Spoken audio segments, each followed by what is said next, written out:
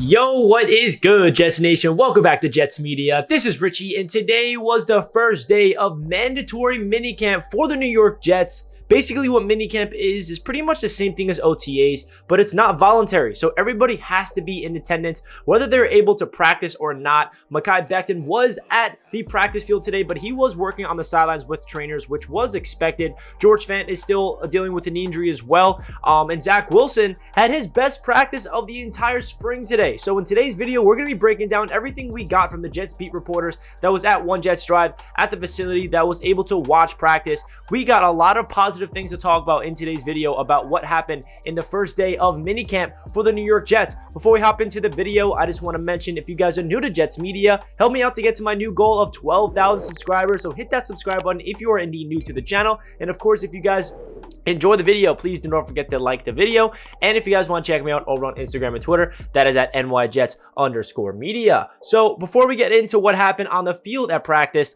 let's talk about some injury stuff. So Mekhi Becton, his first time that we finally get to see him at One Jets Drive on the practice field, see what he looks like. Here's some photos of him. We knew that Mekhi Becton would not be practicing today, but the good news is it doesn't seem like he has anything on his leg, like a sleeve or a brace. He just looks like he's someone that they're not trying to rush back onto the field. He's working with the trainers. He's going into the weight room. So it feels like Mekhi is there and he's going to be good to go for training camp, which is at the end of July, early August. So that's really what to expect from Mekhi Becton.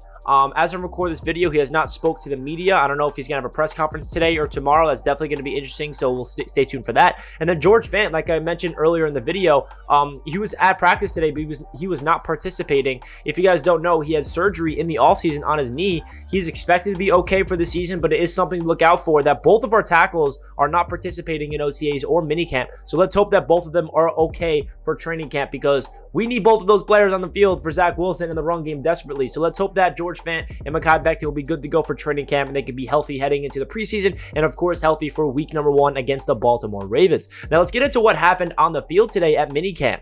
The offense wins the day. As you guys know, all my reports that I've been, all the videos I've been making on OTAs, whenever the media is in attendance, it seems like the defense has been getting the better of the offense throughout every single practice. But today, it was different. Zach Wilson had his best practice of the spring by far. He looked calm. He looked collected. He was throwing the ball where it needed to be. His footwork was good. His accuracy was great.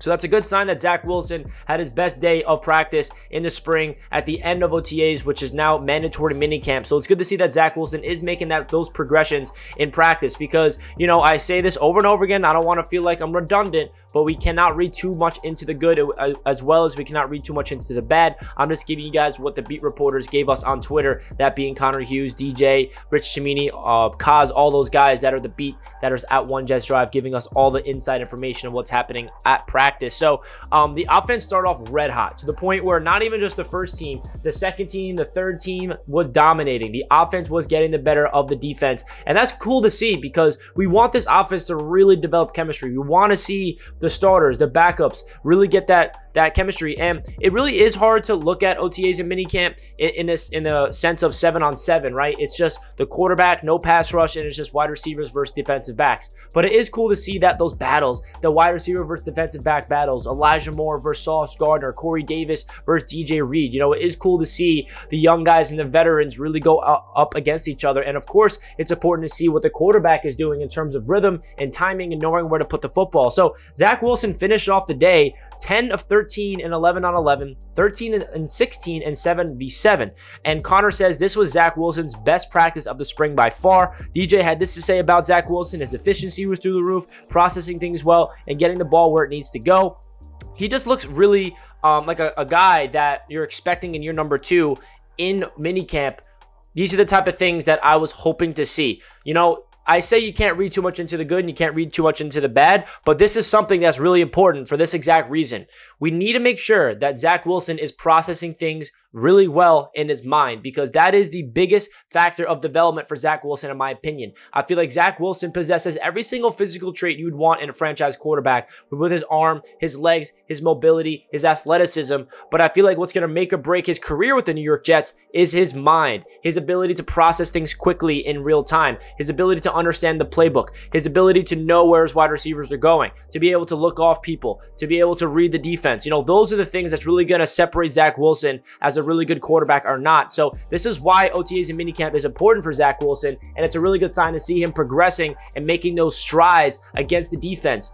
So it really is awesome to see that Zach Wilson was doing his thing. At the end of practice today, Zach Wilson started to cool down a little bit because actually the defense switched to man-to-man, and all of a sudden the defense got the better of the offense after they switched to man. So whether that's being the corners was just locking things up and Sauce was locking people up, DJ, all the corners were just locking up the wide receivers to the point where Zach Wilson didn't have anywhere to go with the football because he was sacked a couple times at the end of practice. So that tells you that the Jets offense was dissecting the Jets defense when they were in zone, but when the Jets defense switched to man, the Jets offense did struggle a little bit. So that's definitely something to note. Garrett Wilson had a really cool catch today. Unfortunately, there's no clip of it. I can't show you, but Connor Hughes had this to say about it. He ran a skinny post, contorted his body mid-air, went up there and caught the ball. This is my favorite part about Garrett Wilson's game that gets me really excited. I'm sure if we can see a highlight of this catch, it'll look pretty, because what Garrett Wilson does his best is his ability to contort his body mid-air. If the ball's to his left, to his right, if it's behind him, if it's ahead of him, he has the ability to just go up there and snag the ball where he can bail out a bad throw. And that's a really good thing to have, a trait to have as a wide receiver. So I feel like if we can get to see a video of this, we'll be like, wow, that looks beautiful. But it is great to see that Garrett Wilson continues to flash as the rookie, and the beat reporters are looking at him and saying, wow, that is impressive. That is a pretty ball from Zach, and that is a pretty catch from Garrett Wilson. That's definitely something I wanted to bring up because he's going to be doing his thing as a rookie. Some under the radar guys that actually showed up in practice that has been making some plays in the past couple of days, that being Jeff Smith and Lawrence Cager. So the wide receiver 6 position, that is wide open. We do not know who's going to be making that making the wide receiver 6 spot for the 53-man roster, that being like the last receiver on the depth chart. I think the 5 receivers are pretty much set, that being Elijah Moore, Garrett Wilson, Corey Davis, Braxton Berrios, and Denzel Mims. That 6th guy is going to be up for grabs. Now, it looks like Jeff Smith has the upper hand right now. He is the guy that's making a lot of plays. DJ Montgomery's been making plays as well. So we'll see who makes that wide receiver 6 spot, but it is cool to see that Jeff Smith continues to make strides and making some plays at camp. And then as well as Lawrence Cager. Lawrence Cager's name has been brought up a lot throughout camp. We all know that he's a wide receiver that has transitioned to a tight end. He's put on 25, 30 pounds of muscle. He's a guy that's going to be a really cool receiving threat at that tight end position. Could be a mismatch. So it is cool to see that Lawrence Cager is running with the ones because CJ Uzomah is down with an injury, as well as Jeremy Ruckert. So Cager's getting that chemistry with Zach Wilson, and he's making a lot of plays. So we'll see if Lawrence Cager does anything, if he makes the roster, or even if he can make the roster make plays. That'll be pretty dope, because I remember when Lawrence Cager's name was called as an undrafted free agent in 2020, his rookie season, he actually showed some flashes, but then he struggled with injuries, which pretty much plagued his entire career, to be honest, from college and into the NFL. There was also a Denzel Mims sighting. Once again, he had a really nice play for a big gain, according to DJ. So it's good to see that Denzel Mims continues to make strides. Mike LaFleur spoke to the media today, actually, and they asked him about Denzel Mims, and he said that this is the best Denzel Mims has looked. He has a really good grasp of the offense. He's in the best shape. Only positive things have been coming out about Denzel Mims, and the truth of the matter about Mims is it really is his first opportunity to go into the same system, his first real chance to be at OTAs healthy. I don't think people realize how important it is for a young player like Denzel Mims to be able to go through and participate in these OTAs and minicamp, not worrying about health, not being on the sideline with, a sickness like he had last year with the food poisoning. Like that, it might sound like we're all making excuses for Denzel Mims, but the truth is, his rookie season, he had hamstring issues, did not participate in OTAs, did not participate in training camp.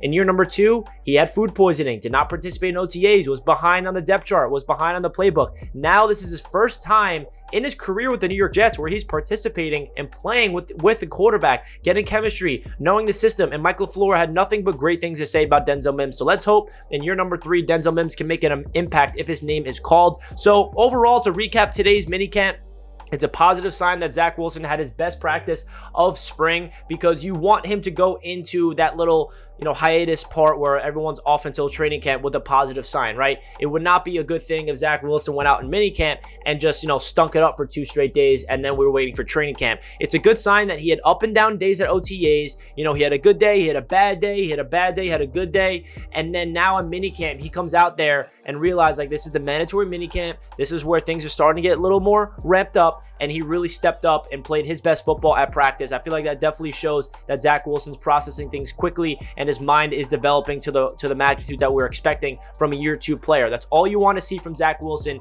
is development, not make the same mistakes multiple times. As a young signal caller that he is, it is only positive things coming out of today's minicamp from Zach Wilson. So let me know your thoughts down below in the comment section of today's minicamp. I would love to hear what you guys have to say. It really does mean a lot to me that you guys stayed until the end of the video. So comment down below a jet emoji if you stayed until the end. And of course, please do not forget to like the video if you guys did indeed enjoy. So that does it for this video, and I'll catch you guys tomorrow for my recap of day 2 of minicamp.